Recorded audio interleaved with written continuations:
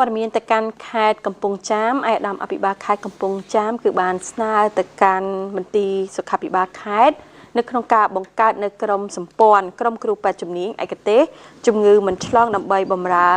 ជូនដល់សុខភាពរបស់ប្រជាពលរដ្ឋឲ្យកាន់តែល្អប្រសើរសូមតាមដានទស្សនានៅព័ត៌មាននេះដូចតទៅឯកឧត្តមអ៊ុនចិន្តាអភិបាលនៃគណៈអភិបាលខេត្តកំពង់ចាមបានស្នើទៅកាន់លោកវិជ្ជបណ្ឌិតគឹមសុភិរុនប្រធានមន្ត្រីសុខាភិបាលខេត្តឲ្យបង្កើតនិងចងក្រង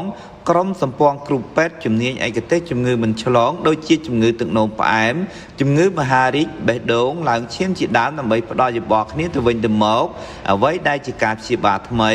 ការការពារស្រាវជ្រាវរកឃើញថ្មីដើម្បីផ្ដល់យោបល់គ្នាទៅវិញទៅមកដើម្បីជាធាតុចូលនិងធ្វើយ៉ាងណាបង្ការជំងឺដែលយើងមើលមិនឃើញនេះកុំឲ្យប៉ះពាល់ដល់សុខភាពរបស់បងប្អូនប្រជាពលរដ្ឋការលើកឡើងខាងលើនេះគឺធ្វើឡើងនៅក្នុងឱកាសដែលឯកឧត្តមអភិបាលខេត្តកំពង់ចាមបានអញ្ជើញជាអធិបតីភាពក្នុងពិធីបើកដង្ហែជ័យលាភី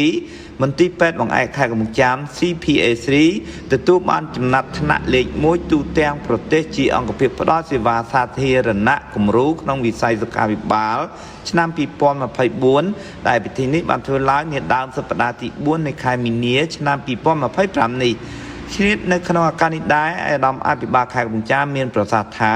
មន្ទីរពេទ្យបង្អែកខេត្តកំពង់ចាមបានទទួលជោគជ័យក្នុងការក្លាយជាអង្គភាពផ្ដល់សេវាសាធារណៈគំរូនេះវាមិនងាយស្រួលទេគឺមានការប្រកួតប្រជែងហើយការទទួលបានជ័យលាភីលេខ1គឺដោយសារមានការយកចិត្តទុកដាក់និងគាំទ្រយ៉ាងពេញទំហឹងពីក្រុមគ្រូពេទ្យនិងអ្នកពាក់ព័ន្ធព្រមទាំងសហគមន៍និងបងប្អូនប្រជាពលរដ្ឋផងដែរគួររំលឹកថាមន្ទីរពេទ្យបង្អែកខេត្តកំពង់ចាមទទួលជ័យលាភីលេខ1ពីការប្រឡងបណ្ដាញអង្គភាពផ្ដល់សេវាសាធារណៈគំរូ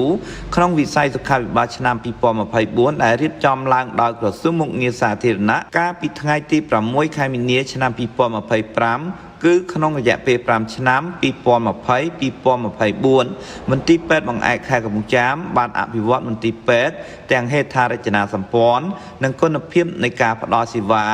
មន្ទីរពេទ្យបង្អែកខេត្តកំពង់ចាមនេះក៏បានដើរតួនាទីយ៉ាងសំខាន់ក្នុងការចូលរួមអនុវត្តកែលម្អនៅរបៀបរបបនៃការគ្រប់គ្រងនិងភាពជាអ្នកដឹកនាំដើម្បីផ្ដល់សេវាសុខាភិបាលជូនដល់ប្រជាពលរដ្ឋឲ្យកាន់តែមានគុណភាពល្អប្រសើរឡើងស្របតាមគោលនយោបាយនៃការកែតម្រង់របស់រាជរដ្ឋាភិបាលចំពោះទៅការគ្របដណ្ដប់សុខភាពជាសកលឆ្នាំ2035ទស្សនិកជន